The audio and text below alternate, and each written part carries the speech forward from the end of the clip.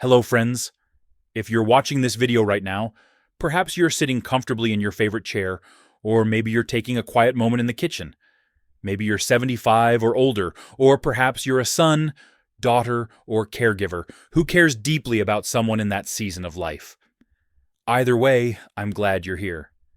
My name is Dr. Elias, and I've spent many years as an orthopedic health educator working alongside surgeons, physical therapists, and especially older adults like you, people who want to stay steady, stay safe, and keep living life on their own terms.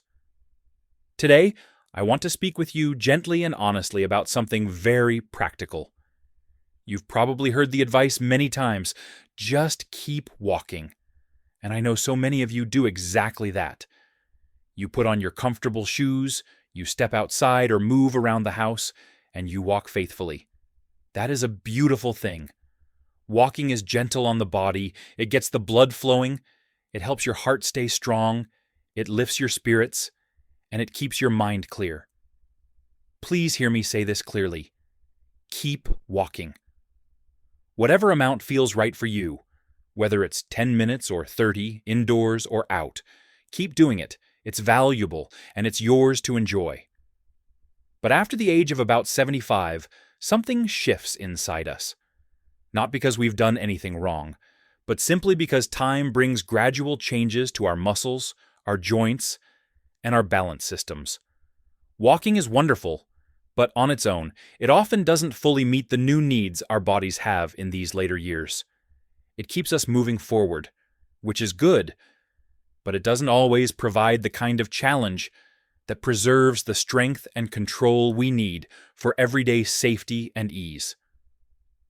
Let me explain this in a calm, straightforward way, because understanding why this happens can bring peace of mind rather than worry.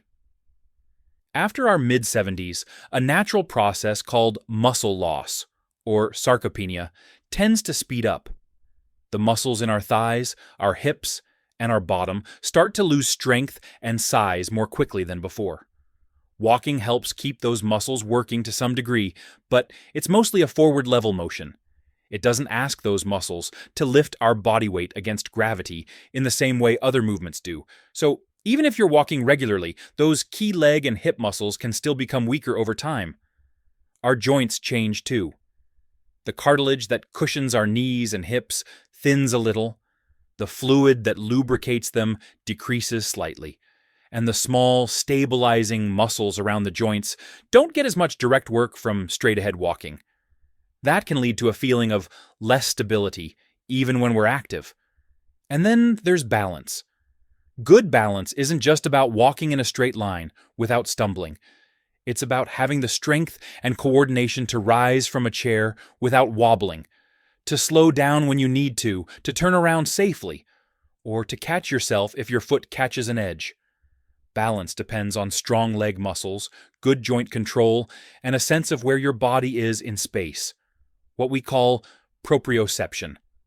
Walking helps with some of that, but not all. Now here's something important to understand. Most falls in later life don't happen during a long, steady walk on flat ground. They tend to occur during ordinary, everyday transitions. Things like standing up from a seated position and feeling unsteady on the first step, or lowering yourself back into a chair and coming down too quickly, or turning to reach for something and losing your footing, or stepping sideways to avoid an obstacle. These are the moments when weak hip and thigh muscles, or reduced joint awareness, can make things feel unsteady. The good news is that orthopedic specialists see this pattern every day, and we know there's a gentle, practical way to help protect against those exact vulnerabilities. It's not about intense workouts or pushing through pain. It's about adding one simple type of supported movement that directly strengthens the muscles most responsible for standing up, sitting down, and staying steady. This movement protects the knees, hips, and lower back, trains balance in a very safe and controlled way, and mirrors the real-life actions we do dozens of times a day. What I'm referring to is the gentle, controlled practice of rising from and lowering into a seated position, slowly, thoughtfully, and with support whenever you need it. You can do this at home, using a sturdy chair or a kitchen counter for steadying yourself. It's not about how many times you do it or how fast. It's about doing it with care, control, and good posture. Here's how it works in practice. Choose a solid chair, ideally one that doesn't move or tip, perhaps with arms you can hold if that feels reassuring. Sit toward the front edge so your feet are flat on the floor, about hip width apart. If you like, place your hands lightly on the arms of the chair or on your thighs. Take a slow breath in, then, as you breathe out, press through your heels and use your thighs and hips to lift yourself smoothly to standing. Keep your chest tall, your shoulders relaxed, and your gaze forward, not down at your feet.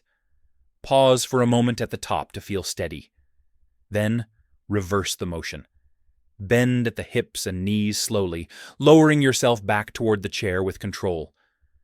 Don't just drop. Guide yourself down as if you're placing your body gently onto the seat. Touch the chair lightly, then rise again if you're ready.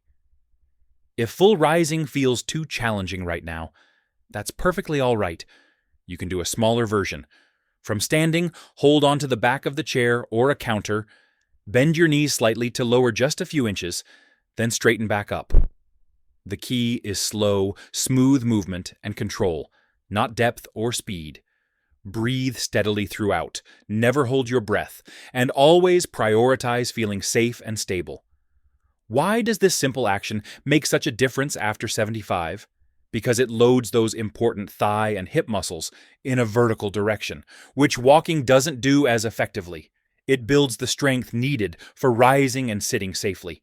It trains the muscles to control lowering, which is exactly what prevents many stumbles when we sit down. It reinforces joint stability around the knees and hips. And because it's done slowly and with support, it builds confidence rather than fear. Over time, people often notice they feel steadier getting out of chairs, more secure when turning, and more trusting in their legs during daily activities. Walking actually becomes easier and safer when these foundational muscles are stronger. Now, I know some common concerns come up, so let me address them thoughtfully. If your balance feels limited right now, start with more support. Hold firmly to the chair arms or a countertop. You can even stay seated and practice pressing your feet into the floor and lifting your bottom just an inch or two off the chair before lowering back down. That's still valuable work. If your joints feel stiff or achy in the morning, begin later in the day when you're warmer or after a short walk. Start with very small movements and only go as low as feels comfortable. Discomfort is not the goal. Gentle effort is. If you haven't moved much in a long time, begin with just 1 or 2 gentle rises, then rest. Even a minute or 2 of this practice counts. The body is remarkably responsive when we approach it with kindness. And always listen to your body. If something feels sharp or wrong, stop immediately and rest. This is about supporting your body, not challenging it harshly. The real power here comes from consistency, not intensity. Small, regular practice, perhaps 5 or 10 gentle rises once or twice a day, matters far more than long sessions. Pair it with your usual short walks, and you'll be giving your body 2 complementary gifts: the steady rhythm of walking and the targeted strength for stability. A few other gentle supports can help everything work better. Stay well hydrated. Sipping water throughout the day helps joints stay lubricated. Give yourself good rest so your muscles can recover. And wear shoes with good support and non-slip soles, both for walking and for these gentle rises. Let me say this again, calmly. This isn't about pushing your body to its limits. It's about meeting your body where it is today and giving it the quiet support it needs to stay strong and steady. Progress isn't measured in how high or how fast you go. It's measured in small, meaningful ways. Standing up with less hesitation, walking with a bit more confidence, turning without that flicker of worry, feeling a little more dignity in your daily independence. As we move toward the end of this time together, let me reframe this for you positively. The goal after 75 isn't to become an athlete or to achieve some fitness milestone. The goal is to preserve your independence, your safety, and your sense of self for as long as possible.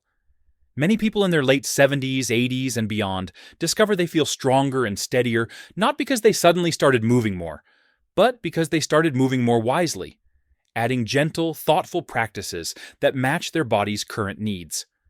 This approach supports healthy aging, but it is never a substitute for personalized medical advice. If you have ongoing severe pain, sudden weakness, recent falls, or any new symptoms, please speak with your doctor or a physical therapist. They can tailor things perfectly to you and make sure everything is safe. So here's the gentle takeaway I hope stays with you. Walking remains valuable. Please keep it in your life. But it's only one piece of the picture after 75. Choosing to add slow, supported rising and lowering movements helps protect your joints, build the stability you need, and keep you moving through your days with greater ease and confidence. If this resonates with you, perhaps share it with a friend or family member who walks regularly, but still feels a little unsteady or weak at times. Sometimes the simplest additions make the biggest difference. Thank you for spending this time with me. You're doing important work just by being here and caring about your well-being. Take care of yourself, move gently, and know that small, steady steps, both in walking and in this supported practice, can carry you forward beautifully. Until next time, be kind to yourself.